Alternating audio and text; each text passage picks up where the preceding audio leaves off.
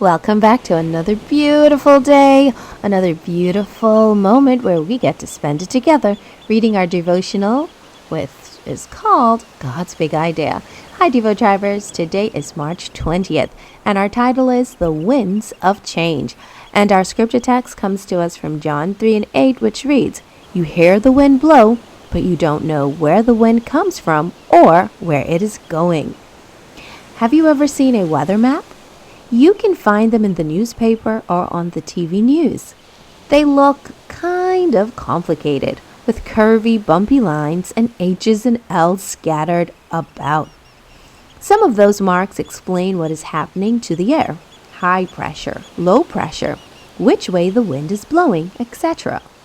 These maps can be a little hard to understand.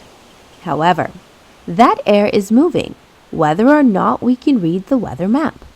The wind blows even if we don't understand where it comes from, or what makes it blow, or why it changes direction. We can feel the wind. Sometimes we can hear the wind. Often we can see what the wind does. It pushes the kite up into the air. It blows the branches off the trees. But understanding how the wind works is more difficult. A man named Nicodemus came to see Jesus. He said he didn't understand what Jesus meant by being born again. He said he didn't see how it worked. How could it happen? Jesus told him it meant being born from the Spirit. Then he said, "You don't know where the wind comes from or where it is going." You could find that in John 3:8. This was a pun, a joke. In Greek, the word for spirit and wind is the same. Jesus was telling Nicodemus that even though he didn't understand how and why the wind blows, he could still see what it did.